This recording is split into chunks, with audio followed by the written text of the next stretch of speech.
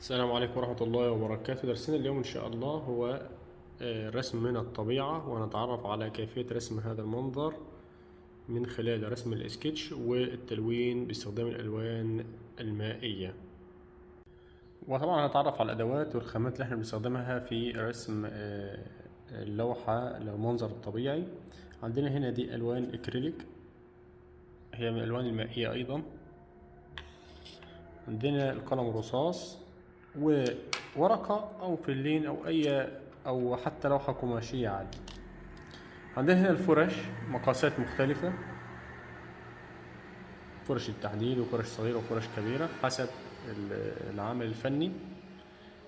وهنبدأ مع بعض نرسم الأول المنظر حسب، طبعا أنت تكون مجهز منظر عندك أو إن أنت تعرف منظر مثلا مطلع. هبدأ أرسم الأول السكتش بتاعه على اللوحة بالشكل هذا كده.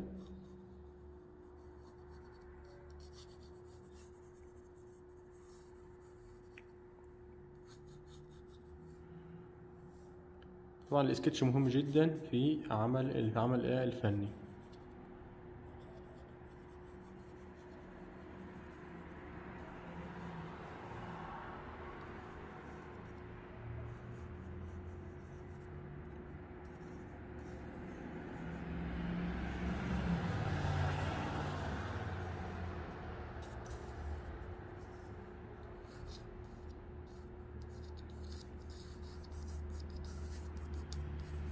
طبعا بتكون رسوم كده يعني سريعة، لكن هي التخطيط اللي هي الأساسي في العمل الفني اللي احنا هنكون بعمله إن شاء الله.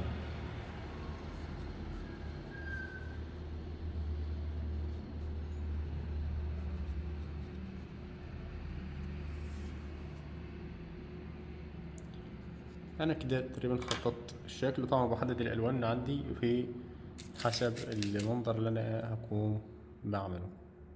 فهبدأ تلوين الأول السماء بالشكل هذا كده. طبعا السماء بيكون من فوق اللون أزرق غامق شوية، وبعد كده بنبدأ نفتح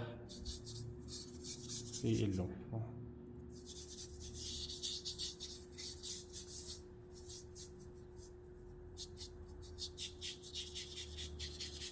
أنا ده عشان في النمر تشرب اللون.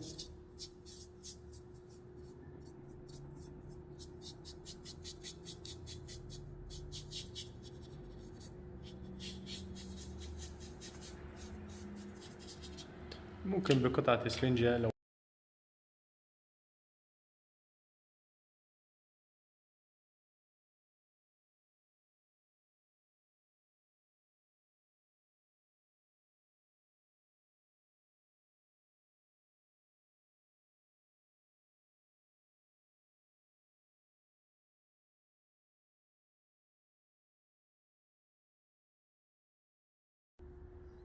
بعد كده هنلون الصخور.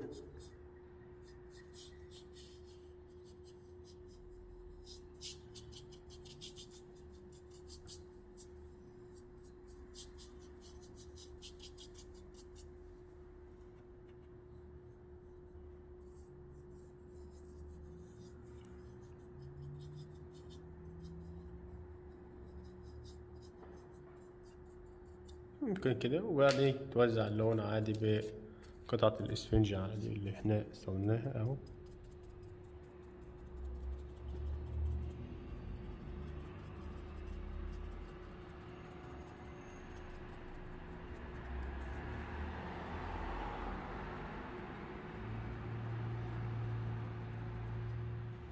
عايزين نغمق، بنضع اللون الغامق تحت هنا او في المكان اللي احنا عاوزين نغمق منه.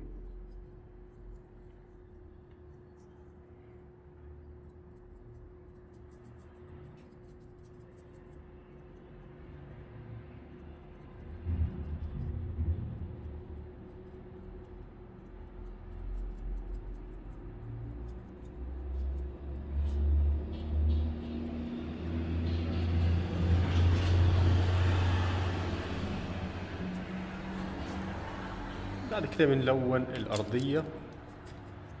نشوف لون الأرضية بالشكل اللي احنا عايزينه اهو.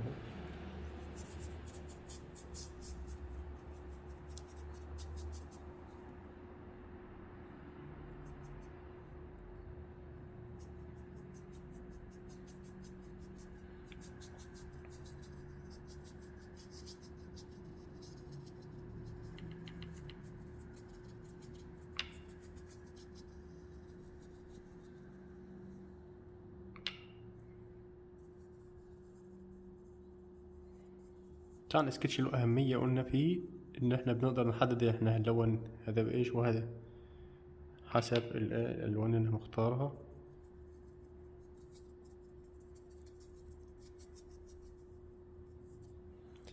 أيضا لو أنت عايز نغير بدون ملامس بدون أي شيء، ممكن أيضا بإسفنجة كده تعمل تأثيرات تحتك بإسفنجة.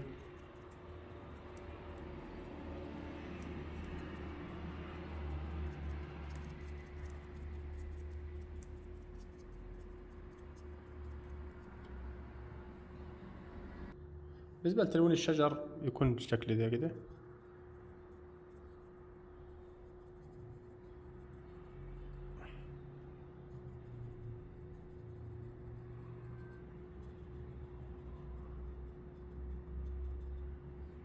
طبعا تستخدم فيه اللون الأصفر أيضا لتفتيح اللون حسب اتجاه الإضاءة اللي احنا.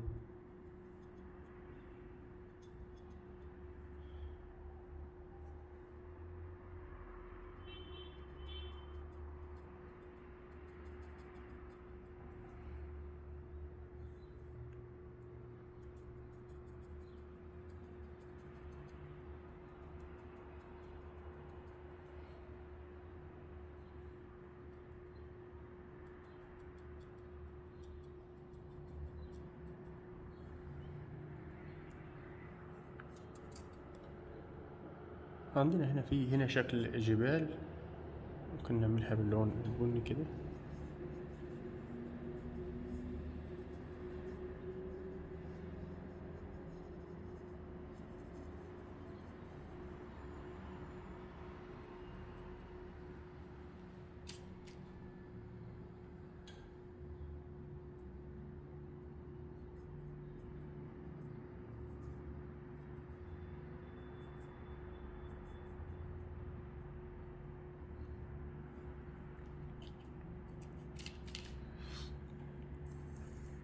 البيت اللي هنا هذا